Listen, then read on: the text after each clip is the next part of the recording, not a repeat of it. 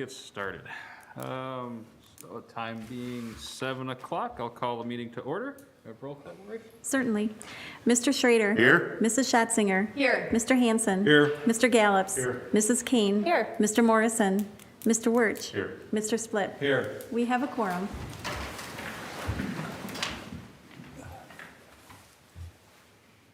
I pledge allegiance to the flag of the United States of America and to the republic for which it stands, one nation, under God, indivisible, with liberty and justice for all. I am Reverend Jeffrey Dodson, pastor at First Congregational Church of Ripon. Please be with me in the spirit of prayer here tonight. O Holy One, we acknowledge your presence here with us this evening. We thank you for the ways in which you have blessed each of us and blessed this great city. We ask for you to watch over those who lead us and those who serve and protect our community. Be with our community members, our families, those who serve in many capacities, including our teachers, our law enforcement, our EMTs, our fire department, and we ask that you will offer us a sense of peace this day. Grant us wisdom, thoughtfulness, and civility in the work that we do tonight. I ask this in your gracious and holy name. Amen. Amen. Thank you.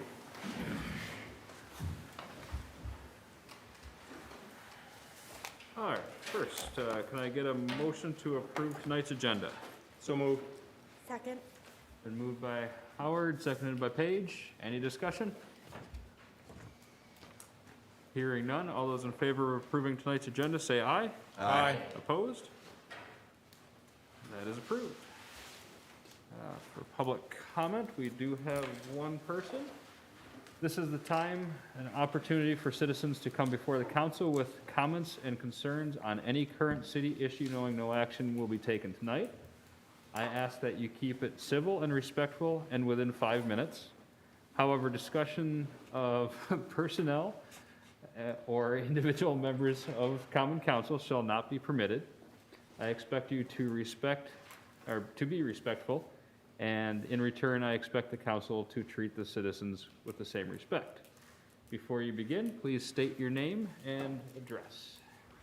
My name is Andrew Christensen, 473 Gulf Hill Court, Green Lake, Wisconsin, 54941. I am a candidate for circuit judge in Fond du Lac County. I used to be an assistant district attorney in Fond du Lac County, which allowed me to work with Ripon police officers. In 2014, the governor appointed me as district attorney of Green Lake County, and I've been elected twice since then. For my entire legal career, I've been in public service, working alongside law enforcement to protect the public and deliver justice to crime victims. As far as my judicial philosophy, I think judges should apply law to the facts and not legislate from the bench. My candidacy, I am proud to say, is supported by Chief Wallner, Attorney Wirtz, also Judge Peter Grimm, Assemblyman Alex Dahlman, and State Senator Joan Ballweg. Again, my name is Andrew Christensen, and I'd appreciate your vote on April 6th, and I will stick around in case anyone wants to chat afterward. Thank you. Thank you. Thank you. All right, moving on then to our action items. First item is a resolution writing off certain accounts receivable accounts. Is there a motion or just start discussion on this topic? Move to approve the resolution writing off the 4 accounts in the amount of $497.70. Been moved by Al, seconded by Dave. Any discussion on this item?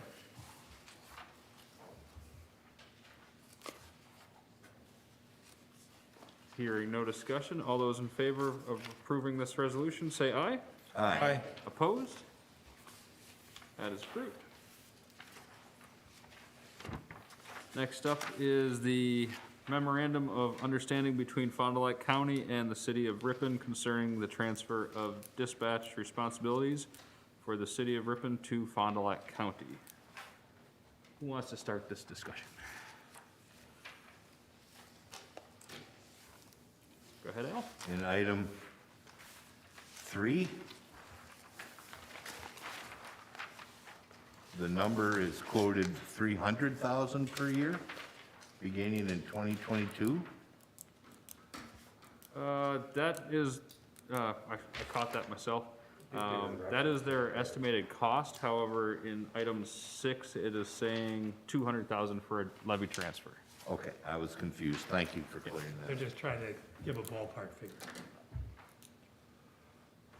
Again, important to understand, this is a memorandum of understanding. It kind of gives a framework of moving forward. If there would be any modification, it would have to come through both parties to change the understanding of the parties.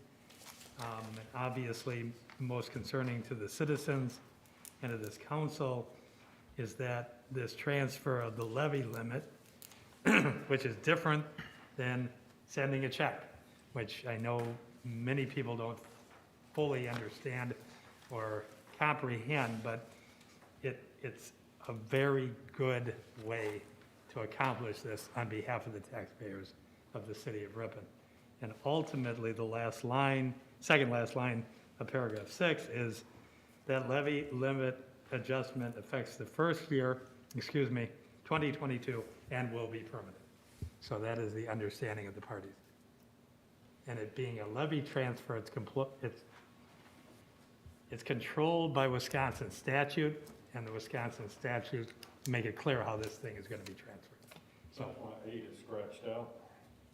and 8 is, because I decided not to have any kind of reopener of any form or kind, that this is our understanding with the county going forward. And obviously, as I think everybody's aware, they've been a very straightforward partner for the city of Ripon. And I'm confident that this is in the best interest of the city in this respect after this decision was made. Jim? I saw that too with number 3, Al, and then I kind of thought about it more, and it's describing their cost, not our cost, Right. is what I took it back on. I know when I was on that second page reading it too, and went, hold on here.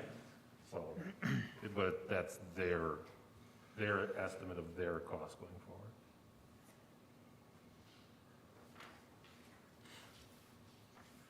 John? Do we have any information on who's going to pay for the emergency button in the entryway and the cameras and things like that? Keith can shed some light on that. Yeah, I can speak to those two things. In my preliminary discussions with the county, we are going to cover the emergency button. I've already got the estimate for that, and I've already signed the agreement to take care of that. So that work will probably be done here in March, possibly. They're ordering parts. The county's going to pick up the tab on the camera system for the lobby. Do you know how much that emergency button is about?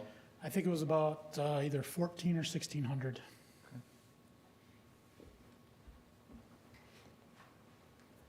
And my understanding is that there will be a way to open that door remotely on both the entrance, right, if there is someone there that needs to get in, that, I guess, can you explain what will be in place, what you have planned for the entryway, but also the door down closer to the senior center? Well, the other doors in the city hall right now all have a automatic locking system. So if there's a meeting here or something of that effect, the doors all lock at a certain time, or remain locked throughout the day. If the doors need to be opened, it's a web-based product, so either city staff or dispatcher goes in there and unlocks it. You can set timers on them, so we could, if we knew, like, for example, tonight that there was a meeting at 7 o'clock, we could set a timer on there that it opens at 6:30 and then closes at 9 or 10, whatever we decide we want to put on it. So as far as the locking mechanisms, that's already in place. The emergency button that John's referring to is different. That's in that lobby area right outside the dispatch window. If somebody were to enter that, what's going to be in place is an emergency lock button, so they push that button and it secures that entrance area until somebody comes there and opens that back up. Okay? Is that your question, or does that answer your question?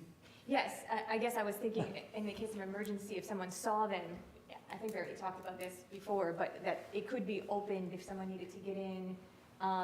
People talked about that it's an emergency shelter downstairs, if there's a tornado. Oh, sure. That can be opened up. Yep. So I just Yep. wanted to just clarify. Yeah, it's a web-based program, so if we have some issue like that, Yeah. Fond du Lac County could access that web-based program as well.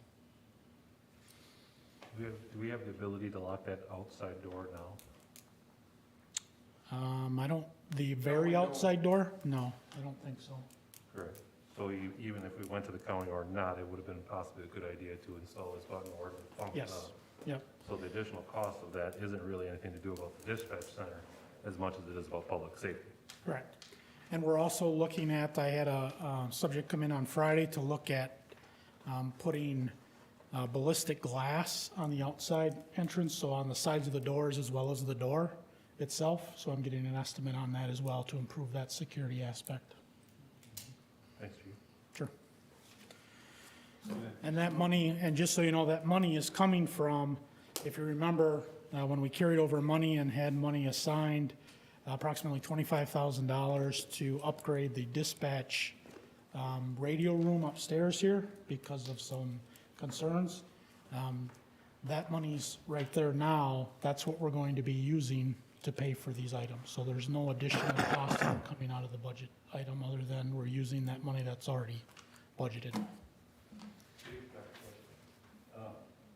So once they're in there and lock the door, is there a phone in there for them to use if they don't have a phone? That kind of a hotline that's going to go right to the dispatcher? Yep, there'll be both the camera system, which the Fond du Lac County will be monitoring 24 hours a day, and there would be also, we're going to install a phone in that lobby area. So if just a general citizen comes in and wants to make contact and there's nobody in, in the police department now where a dispatcher normally sits, they would pick up that phone and call directly to Fond du Lac. Yep, so we're, Automatically dial? yep, correct. Yep, in addition to the camera system. There you go. Thank you, Chief.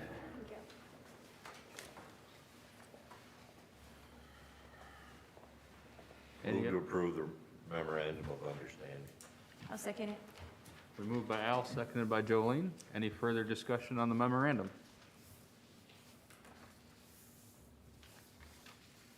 Hearing none, all those in favor of approving the memorandum of understanding, say aye.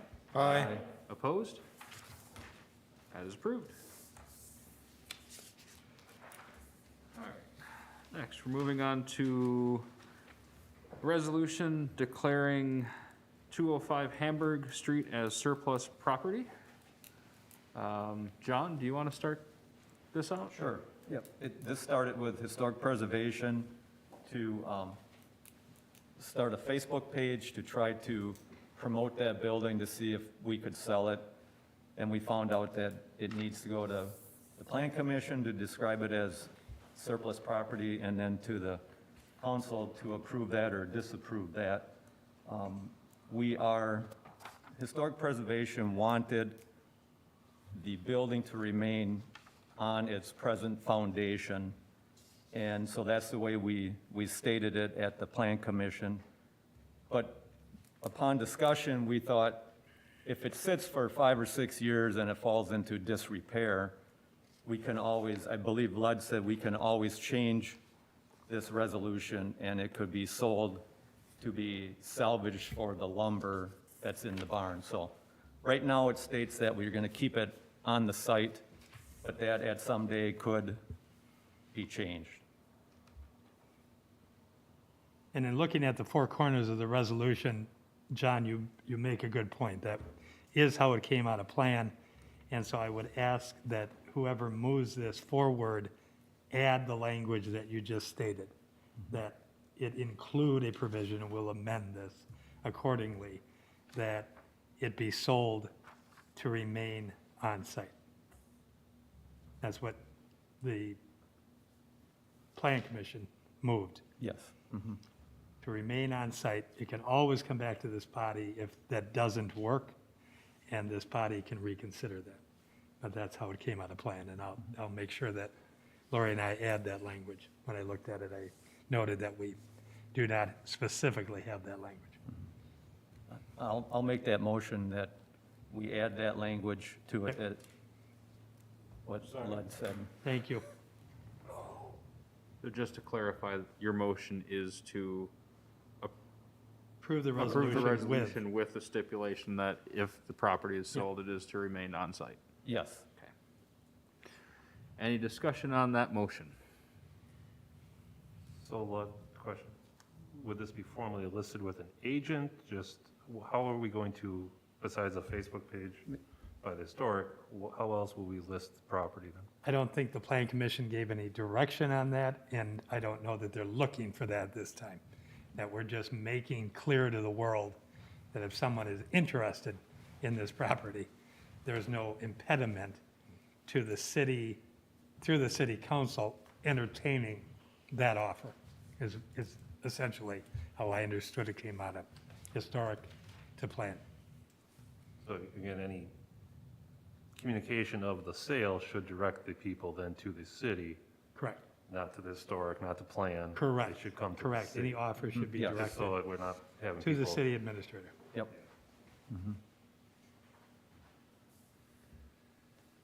Julie? I'm curious to learn just a little background information, so if people ask, as far as why is this coming to be changed now? And I guess why did the situation, why wasn't this moved on earlier, or why now? And what does this mean for this property? I guess I'm curious to learn a little bit more of the history into why now. Well, the reason the why now is, and I didn't realize this, I always thought it was for sale by the city, or could be for sale by the city. And upon talking with Lud and Lori and the mayor, that it has to become surplus property first before it could officially be for sale. So that's why, and I believe the past commissions, historic preservation commissions, thought the same as I did, that it was just always out there for the possibility of a sale.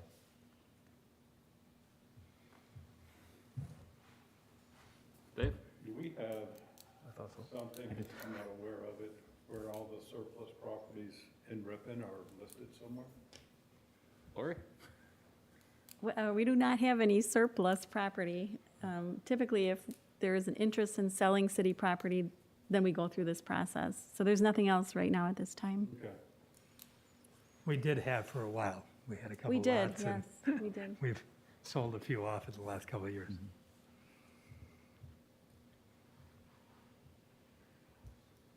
Any further discussion on this resolution?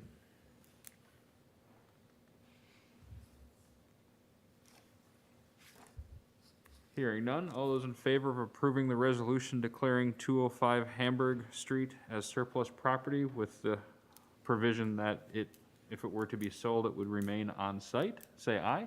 Aye. Opposed? That is approved. All right, moving on to project updates and staff reports. Lori, you have some anniversaries for us? I do. We have 2 employee anniversaries in February. We have Kaylee Herring in the police department, 3 years, and Chris Newens in the public works department, 5 years. Any other reports for you? No, nothing else. Anything Public Works? Nothing here.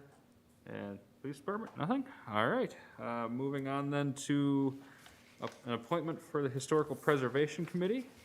I would like to put forward Sarah Willett to serve a 3-year term ending October 31st, 2023. Motion to approve. Second. I heard a motion from Dave and second from Paige. Any discussion on this appointment? I think she would make an excellent addition, based on what she's already done too with her current property and interest in preservation downtown. I agree. Any further discussion? Hearing none, all those in favor of appointing Sarah Willett to the Historical Preservation Commission, say aye. Aye. Opposed? That is approved. All right, just a short update from me here. Today, the country passed a sad milestone of 500,000 deaths due to the coronavirus pandemic. I want to take a short moment of silence just to remember our friends and family that we have lost over the last year.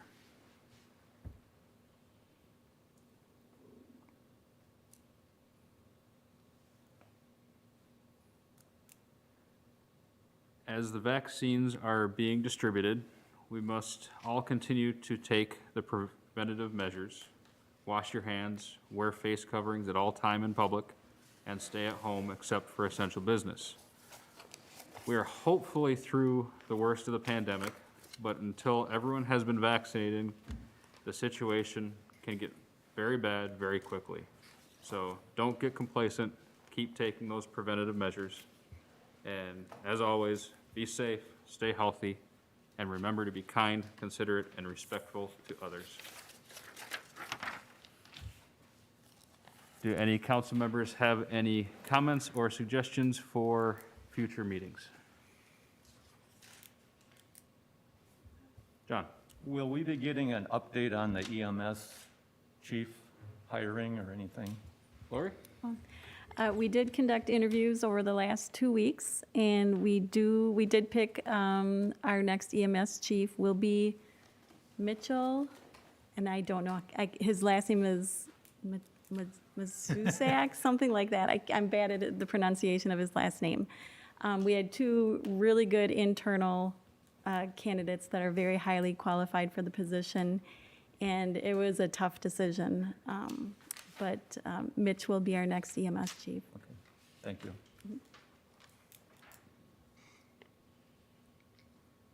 Jolene?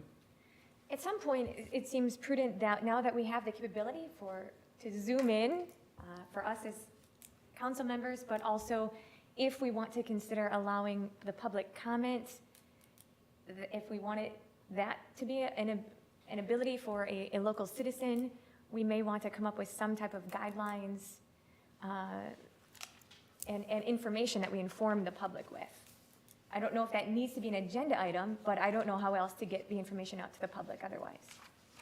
Once we get all the bugs worked out, which will hopefully be soon, then I am trying to come up with a set of guidelines for at least the way I see it. If someone is to pre-register for public comment, that we give them an invitation to the meeting. Anyone who wants to watch the meeting can currently stream it live on YouTube already. So we have a limit to how many people we can invite to a meeting. So I would,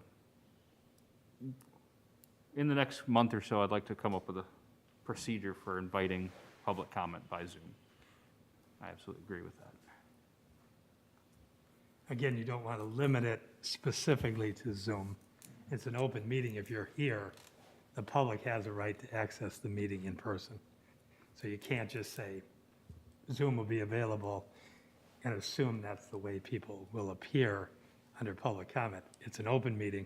The door is open. We're physically here. Now, if we go to Zooming, then obviously that'll be announced to the public. So the opportunity can be broached, but I don't want it to sound like Right. exclusively you can appear by Zoom and not in person. The door is open, they have the right to be here, wear a mask, social distance. And the intent is certainly to allow people in both Yeah, methods. exactly, that's kind of my point, I just don't want Increase anybody to access. misunderstand that. Yeah, and I hope I didn't portray that. No, That was I not my just- intention. I just want to clarify. Good. It's important that the public knows they have a right to be here. Anyone else?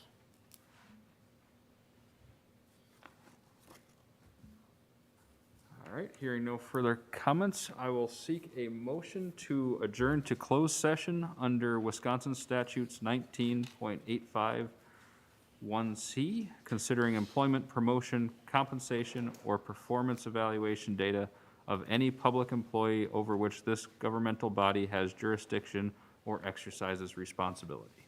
Motion to adjourn to closed session under Wisconsin statute 19.851C.